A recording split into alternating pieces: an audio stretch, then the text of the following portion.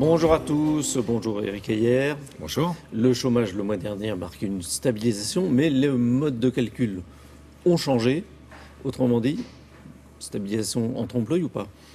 Si vous voulez avoir une idée du niveau du chômage, il faut prendre la nouvelle définition. Effectivement, finalement, Pôle emploi a un peu mieux rangé sa chambre. C'est-à-dire que les jeunes qui étaient comptabilisés comme chômeurs alors qu'ils étaient en emploi aidé sont maintenant mieux comptabilisés. Maintenant, si vous voulez avoir une idée de l'évolution, alors effectivement, il faut prendre en compte le fait qu'il y a eu un changement dans la mesure. Et donc, ce n'est pas vraiment une baisse une stabilisation du chômage qu'on a vu, mais une hausse. Alors, une hausse un peu moins forte que les mois précédentes, mais quand même une hausse. Mais il faut quand même préciser que si vous voulez avoir une véritable idée du niveau du chômage et de son évolution, c'est pas les chiffres de Pôle emploi qu'il faut regarder, mais les chiffres. Nous sommes les seuls Oui. à utiliser ces chiffres-là. Oui, c'est-à-dire que globalement, vous voyez, quand on dit ça va beaucoup mieux en Espagne, en Italie, etc., on ne regarde pas les chiffres de l'agence Pôle emploi locale, mais plutôt les chiffres du Bureau international du travail. Et donc, nous aussi, on devrait faire ça. Alors le problème, c'est que ces chiffres sont des chiffres trimestriels et ils arrivent un peu plus tard que les chiffres de Pôle emploi. Et là, vous voyez, c'est vraiment la mauvaise statistique qui chasse la bonne. Et qu'est-ce qu'ils donnent? Il donne une baisse du chômage en France aussi, vous voyez, au premier trimestre, parce qu'on n'a que le premier trimestre, c'est le dernier chiffre connu. Le chômage a baissé en France. Le taux de chômage serait passé de 10,1 à 10% sur la France métropolitaine. Donc il y a une légère baisse, moins forte qu'en Espagne, mais vous voyez que le niveau n'est pas le même non plus. Alors, cette baisse ou cette stabilisation, on l'explique comment? On l'explique. Alors, la stabilisation s'explique essentiellement par deux mécanismes. Un mécanisme de traitement social du chômage, c'est-à-dire que le gouvernement a mis en place beaucoup d'emplois aidés. Donc, quand vous mettez en place des emplois aidés pour les jeunes, ça se voit tout de suite. Et donc, le chômage des jeunes a baissé au cours de ce mois. Et donc, ça permet de limiter la hausse des autres catégories. Donc, ça stabilise. Et puis, pourtant, ce traitement social, on l'a beaucoup critiqué. Alors, oui, parce que à long terme, ça ne fonctionne pas si bien que cela. C'est-à-dire que le traitement social du chômage, c'est un contrat d'à peu près entre 8 et 10 mois pour un jeune. Mais vous voyez, à la fin de ces 10 mois, il y a une probabilité non nulle, aux alentours de 60%, qui retourne au chômage. Donc c'est très temporaire. Mais vous voyez, normalement, c'est utilisé à un moment où on est dans un frémissement. C'est-à-dire qu'on se dit, tiens, le jeune arrive au moment où la conjoncture n'est pas très bonne, mais dans 8 mois, 10 mois, ça ira mieux. Donc il faut le faire patienter. Et il vaut mieux qu'il patiente dans un emploi plutôt que chômage. Et donc c'est utilisé normalement pour des situations qui est peut-être la situation d'aujourd'hui. C'est-à-dire que si ça va un peu mieux dans 8-10 mois, ce jeune sera passé par cet emploi et ensuite pourra retrouver un emploi dans le secteur privé. Est-ce qu'il reste des points noirs?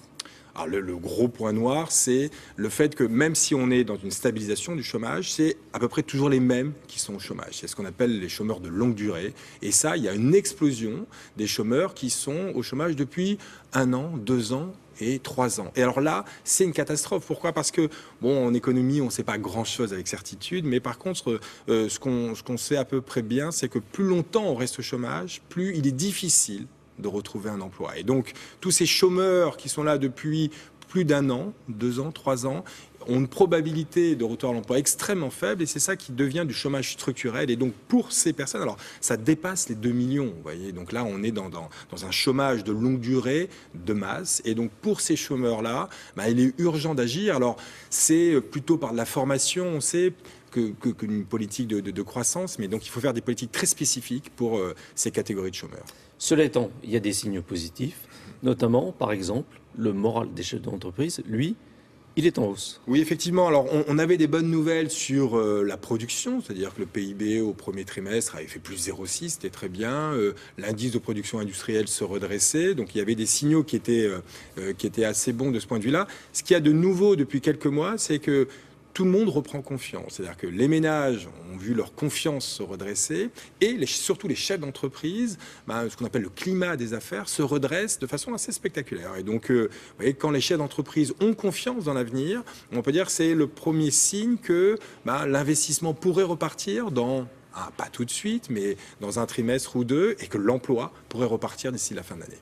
Donc, amélioration du moral des chefs d'entreprise et donc, dans quelques mois, peut-être, on l'espère en tout cas, baisse du chômage. Oui, c'est-à-dire qu'il y a donc, un François décalage. Hollande pourrait gagner son pari. Alors François Hollande, oui. Alors si on regarde de près effectivement son pari d'inversion de la courbe du chômage. Alors d'abord, si on revient sur ce qu'on a dit au début de l'interview, c'est-à-dire si on prend les chiffres du BIT, le chômage a baissé. Donc on peut dire qu'il a déjà gagné de ce point de vue-là, hein, même si la baisse n'est pas significative. Mais effectivement, il pourrait y avoir une véritable baisse, alors un peu plus significative, et puis due à des fortes créations d'emplois d'ici quelques trimestres, c'est-à-dire d'ici la fin de l'année 2015 et en début de l'année 2016. Pourquoi ? Parce que alors on sait qu'il y a un décalage entre lorsque ça repart, quand l'activité repart, et les créations d'emplois. Ce décalage, en France, c'est de 3 trimestres. C'est à peu près pareil, équivalent à ce qu'on peut trouver au Royaume-Uni. C'est beaucoup plus lent qu'en Espagne, admettons, ou aux États-Unis, où c'est au bout d'un trimestre où l'emploi repart. Et donc, on voit que dans 3 trimestres, c'est-à-dire que si on prend la reprise au premier trimestre 2015, ces bons chiffres du premier trimestre 2015 se traduiront par des créations d'emplois qu'au 3e, voire au 4e trimestre de cette année. Donc ce décalage est normal. C'est difficile à entendre quand on est au chômage, se dire qu'il va falloir encore attendre, mais on est tout de même sur la bonne pente et sur une pente qui est plutôt ascendante. Vous dites depuis longtemps, il faut une politique de la demande. C'est pas ce que le gouvernement a fait, et pourtant le chômage, dites-vous, va baisser.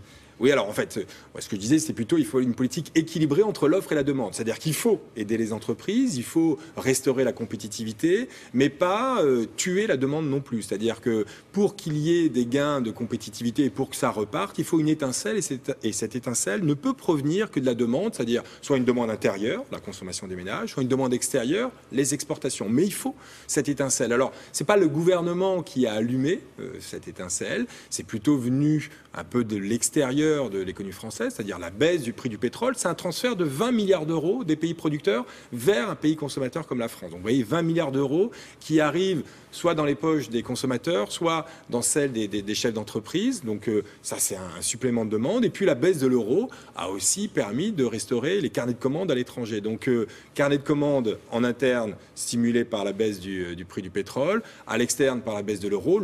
Finalement, le choc de demande est arrivé un peu d'extérieur, pas de la politique en interne. Mais là, on va voir si effectivement ce supplément va apporter finalement une production supplémentaire et de l'emploi. On est sur ce chemin-là. Le premier trimestre a été excellent, un peu plus 0,6, c'est mieux que quasiment tous les pays de la zone euro. Donc, il faut attendre confirmation, mais on est tout de même sur le bon chemin. Mais attention, c'est tout de même assez fragile.